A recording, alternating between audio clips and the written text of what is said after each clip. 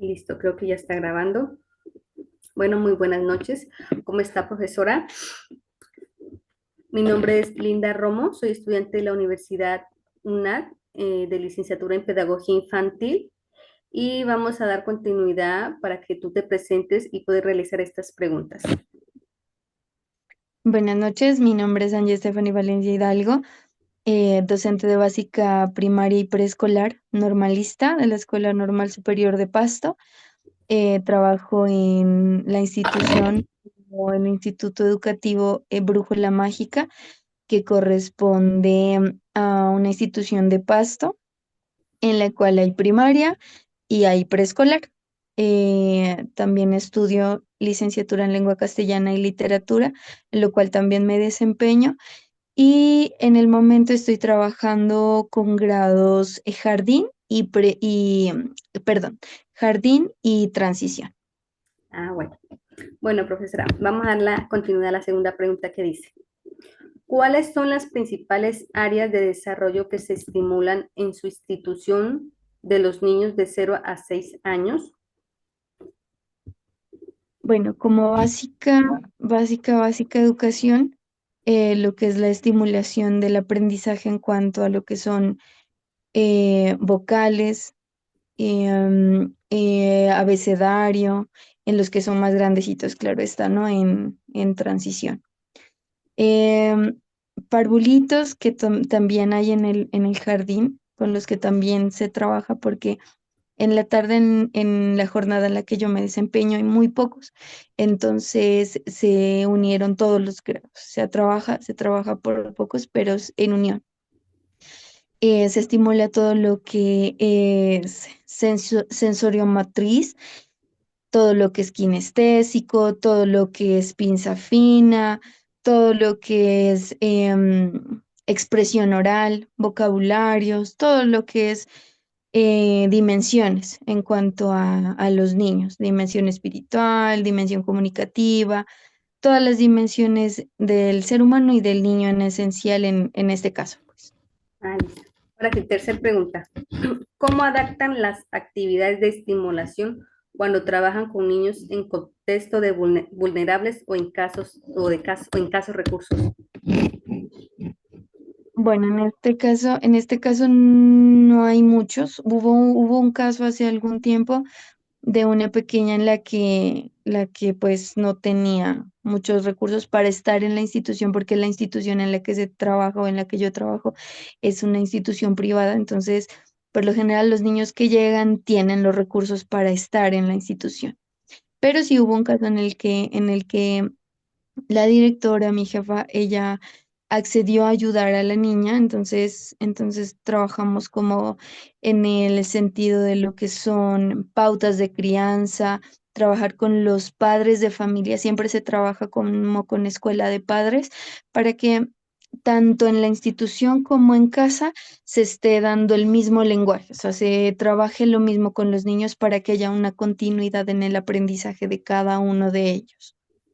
Ah, Eso sería como lo más esencial, ¿no? Y con esta niña, pues hubo como el caso o sea, la mamá trabajaba en EMAS, ujú. que es de colección de basura, entonces la docente, la directora, nos permitía pues que trabajemos como en ese aspecto. Ella iba jornada mañana y tarde, en la mañana trabajaba con un docente y en la tarde pues trabaja conmigo, pero que siempre teniendo como en cuenta de que ¿qué se puede decir? O sea, el tipo de vida de la estudiante que ingresó no era el mismo Ujú, que el de los demás, ujú, pero siempre teniendo en cuenta que a todos los niños se les enseña que tienen que tener empatía, que tenemos que aceptar, respetar todo lo que son valores, dimensión ética.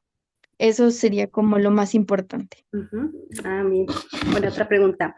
¿Qué tipo de materiales o recursos utilizan para facilitar las actividades de estimulación? ¿Son suficientes y apropiados para cada niño?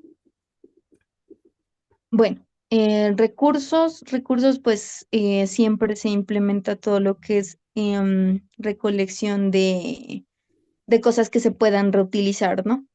por ejemplo, tubos de que es de papel higiénico, cosas que sean reusables para poder trabajar con ellos. Igual eso se aprovecha, son materiales reciclables que se pueden aprovechar y con los que es fácil trabajar.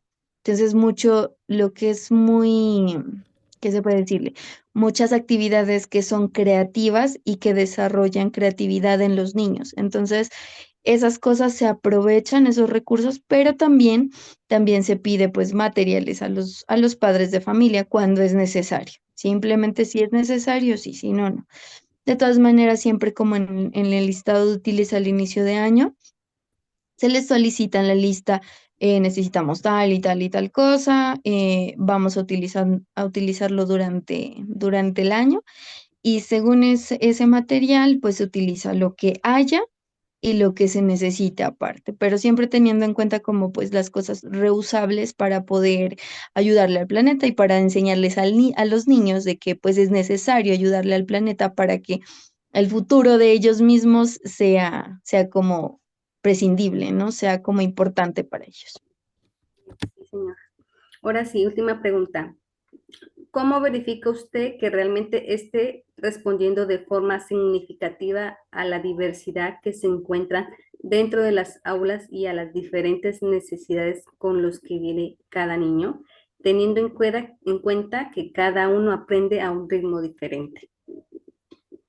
Bueno, nosotros trabajamos con lo que es PIAR, que es el plan individual de ajustes razonables, en el que se trabaja con niños como, tengo una pequeña que tiene autismo, hay otro pequeño que tiene Asperger, hay otra pequeña que ha sufrido de violencia intrafamiliar, entonces esos casos especiales se llevan al PIAR. El PIAR se trabaja de acuerdo a las necesidades educativas de cada estudiante. Ujú, Entonces, por ejemplo, ellos que son como los con los que más hay que estar ahí pendiente, con los que más hay que estar como llevando el plan, la planeación, se puede decir, de acuerdo a sus necesidades ujú, y a sus capacidades diferentes, no quiere decir que no tengan capacidades. De hecho, a veces uno como docente se da cuenta de que, por ejemplo, mi pequeña, la que tiene autismo, es muy inteligente y tiene desarrolladas sus capacidades matemáticas muchísimo más allá. Entonces, uno dice, bueno, tiene su inteligencia lógico-matemática más desarrollada que los demás, pero en otros aspectos hay necesidad.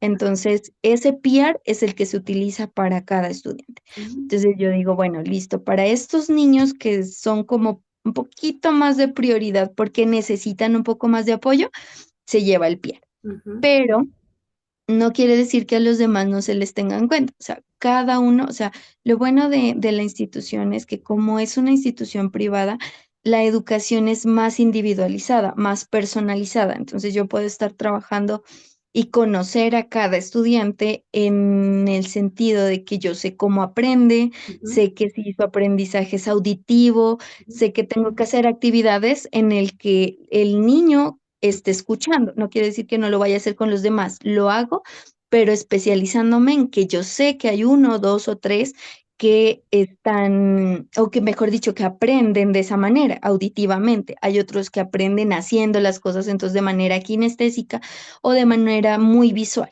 Entonces siempre se trata de llevar las estrategias como a que si hay niños que están en este lado se puede decir, de la balanza, que su forma de aprender es visual, entonces tengo que tener recursos visuales para ellos. Entonces, no quiere decir que a los demás no les haga ver, les hago ver a todos, pero en específico es para que aprendan los que lo hacen de esa manera más fácilmente. ujú. Entonces, reúno todo para que así cada estudiante a medida y se puede decir como en la escala en la que ellos aprenden, porque lo que decías tú y en la misma pregunta lo dice, no todos aprendemos de la misma manera. Hay chicos que le cogen de una muchas cosas y en otras cosas no. Y así pasa con cada uno de los estudiantes. Y de hecho uno mismo se mira, o sea, cuando uno era estudiante, entonces yo aprendía de esta manera. Y de hecho, a medida que va pasando el tiempo, vas desarrollando como esa creatividad para aprender por sí mismo.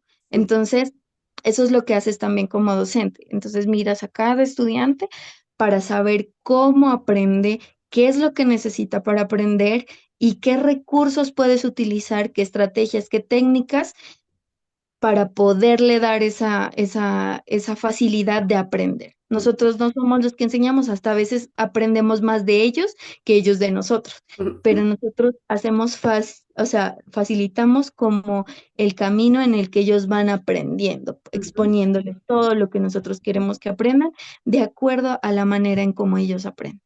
Ah, me pareció muy interesante escuchar el tipo de experiencia que es trabajar con un lugar que es privado, pues la experiencia tanto pedagógica como personal es muy diferente a un público, ¿cierto? Porque pues las metodologías siempre se deben regir de acuerdo a la institución. Así que me Sí. pareció muy interesante saber que en ciertas instituciones que son privadas se maneja de forma más independiente el aprendizaje de los niños. Y le agradezco mucho por esta conversación, por haberme permitido hacerle esta entrevista, porque fue de gran experiencia para mí como estudiante y como muy pronto como docente también para niños o adolescentes. Entonces, le agradezco mucho y gracias No, por la hora. muchísimas gracias a ti también por tenerme en cuenta y por permitirme estos espacios, pues porque también uno sabe que uno también pasó por ese, y mejor dicho, yo lo estoy pasando, o sea, no necesariamente porque ahorita trabaje, quiere decir que haya dejado de ser estudiante. Ahorita estoy también estudiando y creo que esos es como los espacios que a uno le brindan para ayudarle. Gracias, ¿no?